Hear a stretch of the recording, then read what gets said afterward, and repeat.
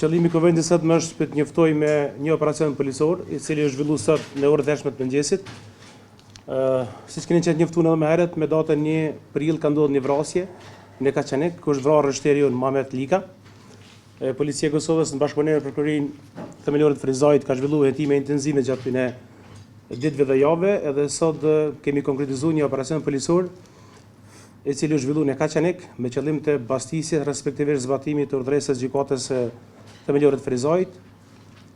Operacioni është zhvilluar në autorizim të prokurorisë themelore, ku gjatë këtij operacioni janë bastis 9 lokacione, shumica tyre në Kaçanik dhe një në Klin, në një fshat të Klinës. Gjatë operacionit policor janë arrestuar 7 persona dyshim, të cilët dyshohet që kanë marrë pjesë në planifikimin dhe po ashtu në ekzekutimin apo vrasjen e rështerit tonë. Të gjithë personat janë të arrestuar, janë në proces intervistimit nga hetues tonë policor me autorizim të prokurorit. Gjatë operacionit nuk ka pas ndonjë incident, operacioni ka shkuar shumë mirë, nuk ka pas ndonjë të lënduar as nga palët e dëshkuara, po ashtu as nga policia. Mbetet ndërkohë do të zhvillohen intervistat dhe pastaj me vendin prokurorit do të vendoset tutje për çështjen e procedimit të këtyre personave dyshim.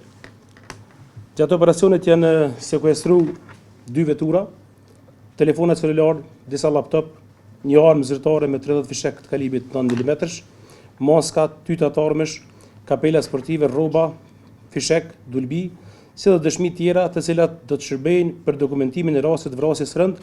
Veprimet policore lidhur me këtë operacion, kontrolli janë duke vazhduar akoma.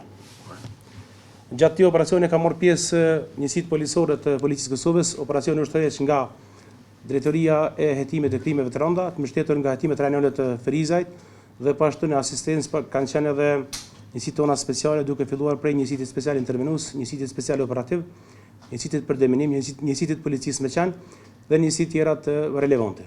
Total, dikon rreth 170 zyrtarë policor kanë marrë pjesë në këtë operacion.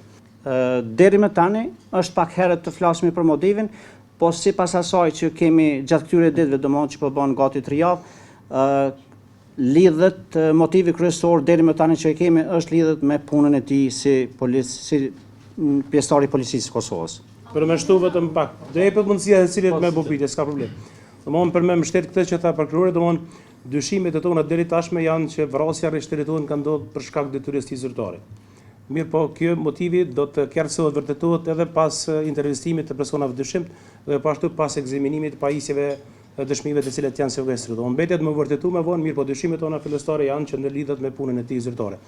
Mbetet më falendëruar për përgëzuar policën tonë dhe po ashtu më falendëruar kryeprokurorin Qerkini dhe prokurorin e rastit, të cilët na kanë mbështetur në çdo fazë të hetimeve.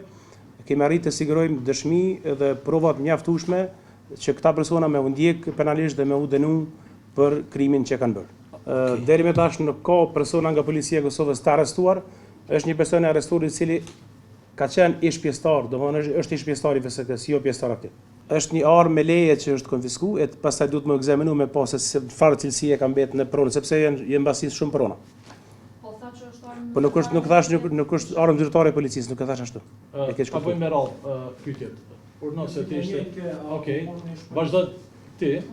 Vazhdo. Ka qenë ish pjesëtar i FSK-s, jo pjesëtar i policisë. Jo pjesëtar aktiv, domethënë. Jo aktiv as i policisë as i FSK-s. E vërteta qëndron që në atë që tham deri më tash, ne kemi arritur të sigurojmë prova të dëshmi të cilat i lidhin këtë grup kriminal me vrasjen e rështerit tonë.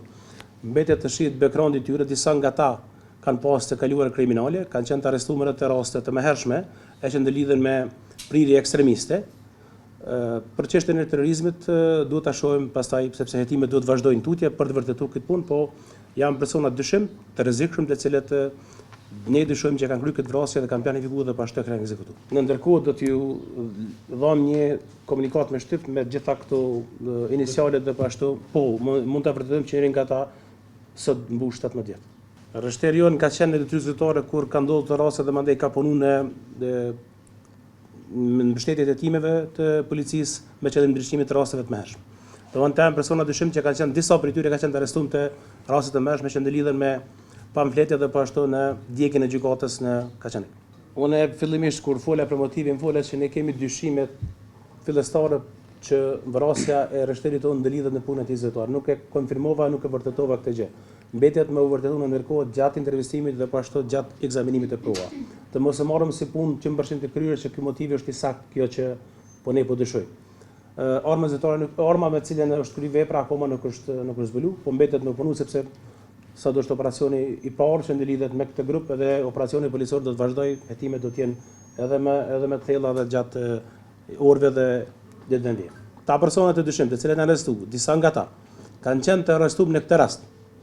Edhe të njëjtit janë të arrestuar edhe sot, të cilët dyshohet se janë përfshirë në planifikimin dhe po ashtu në ekzekutimin e rështerit tonë, vrasjes së kësaj vepre penale.